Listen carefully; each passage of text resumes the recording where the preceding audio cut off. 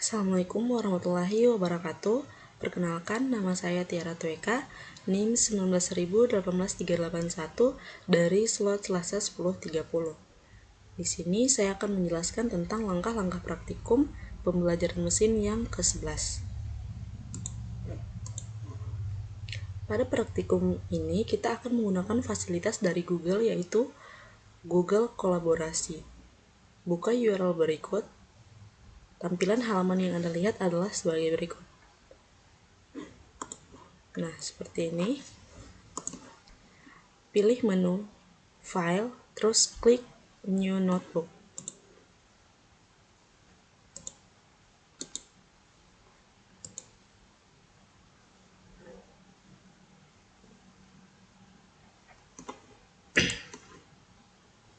Selanjutnya, tampilan Google Colab akan menjadi seperti berikut ini. Tampilannya sama persis dengan Jupyter Notebook di komputer lokal kalian. Nah, seperti ini. Yang kelima, untuk mengedit nama file, cukup klik pada nama file di kiri atas, lalu edit sesuai nama yang Anda inginkan. Untuk praktikum ini, gunakan nama file praktikum cnn.ipynb. Nah, seperti ini ya teman-teman. Yang keenam, untuk praktikum kali ini Anda akan melakukan klasifikasi dataset MNIST dengan menggunakan arsitektur deep learning, yaitu Convolutional Neural Network atau biasa disingkat dengan CNN. Pada MNIST ini pernah kita gunakan pada praktikum PCA. Namun data MNIST tersebut telah di pre-processing menjadi data satu dimensi. Untuk kali ini kita akan tetap menggunakan data asli MNIST yang berupa data gambar 2 dimensi. Nah, langkah-langkahnya seperti di bawah ini. Kita harus membuat load dataset MNIST dengan perintah berikut ini. Nah, from keras.dataset import MNIST, terus download MNIST data, dan split into train and test set. Dan masukkan train dan test set.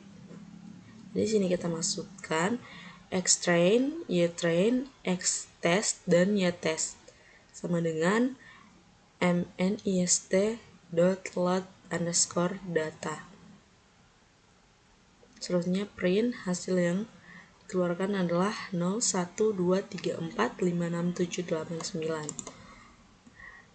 Yang ketujuh, kita akan cek salah satu gambar yang telah di-load dengan cara import matplotlib.pyplot asplt, terus plt imshow xtrain 0. Nah, jadi hasilnya seperti ini. Kemudian gambar tersebut merupakan salah satu gambar yang menunjukkan angka 5. Nah, ini adalah angka 5. Yang ke-8, kita cek ukuran gambarnya dengan atribut shape dengan cara x_train 0.shape. Hasilnya yaitu 28,28. Nah, seperti ini. Selanjutnya kita ubah data gambar supaya menjadi grayscale. Angka 1 pada parameter keempat dari fungsi reshape menunjukkan gambar dibuat grayscale. Dengan cara xtrain sama dengan xtrain.reshape, xtest sama dengan xtest.reshape. Nah, seperti ini. Kemudian kita isi dengan 60.028.281, 10.028.281. Yang ke-10 selanjutnya data target yang berupa angka 0 sampai yang ke-9 kita ubah bentuknya menjadi one hot. encoding yaitu 10 digit yang masing-masing digit bernilai 0 atau 1 tergantung nilai atau angka. Caranya itu from transflow.keras.utils import to categorical. YTrain sama dengan to categorical YTrain, YTest sama dengan to categorical YTest, YTrain sama dengan YTrain 0. Maka hasilnya itu array 0, 0, 0, 0, 1, 0, 0, 0, 0.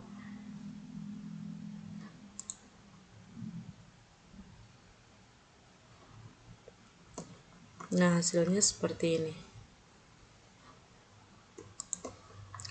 Yang ke-11 selanjutnya kita bangun model untuk klasifikasi. Kita akan gunakan CNN yang terdiri dari 2 convolutional layer dengan jumlah filter 64 dan 32, flatten dan dense. Terus kita tidak menggunakan pooling dalam contoh ini karena pooling bersifat opsional saja.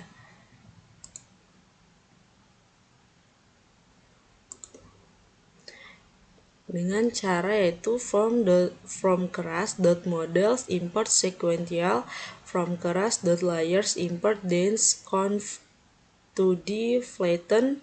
Terus untuk membuat modelnya, model sama dengan sequential. Nah, seperti ini. Terus untuk menambah model layersnya yaitu model.edd conv 2D. Terus kita masukkan nilai filter, jumlah filter 64, yang kedua 32, terus ukuran kernelnya 3,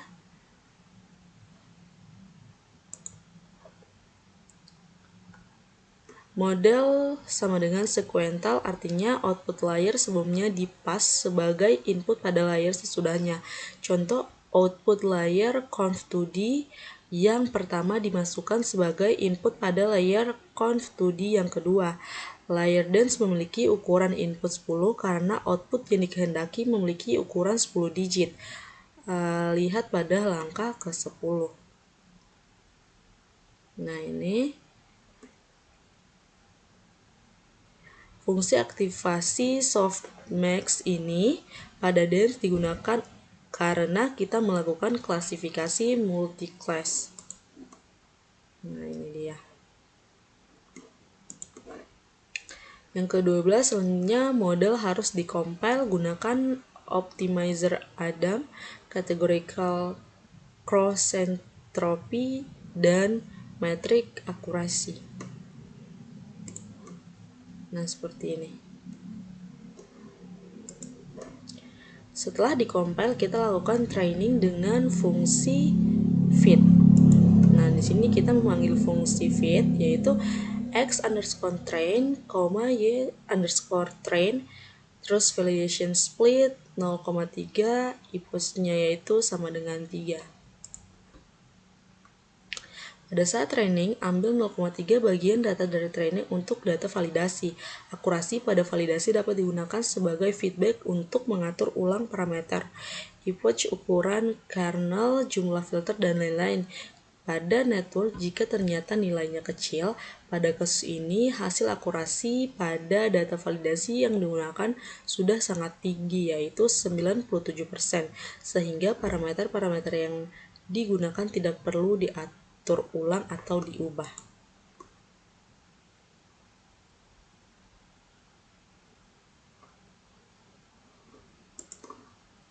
Setelah model berhasil di-training, selanjutnya diprediksi data testing dengan cara loss, ACC sama dengan model.evaluate x_train x_test y_test dan verbose sama dengan 2.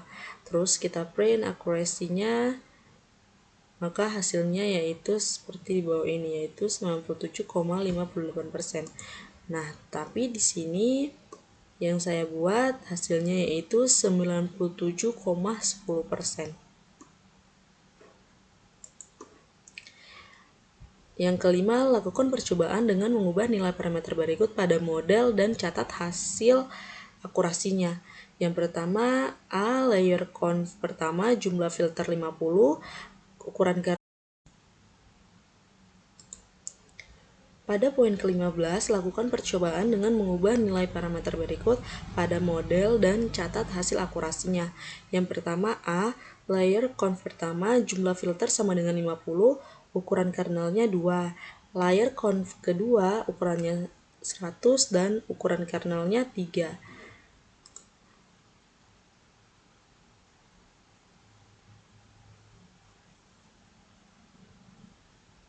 Di sini yang pertama jumlah filternya yaitu 50, yang kedua 100, terus ukuran kernel yang pertama 2, yang kedua 3.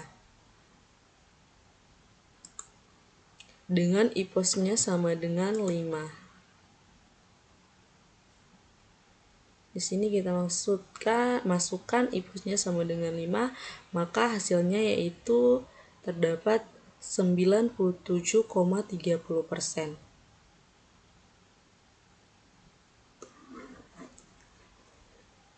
Mungkin itu saja yang dapat saya sampaikan. Kurang dan lebihnya saya mohon maaf. Wabillahi taufiq wal hidayah. Wassalamualaikum warahmatullahi wabarakatuh.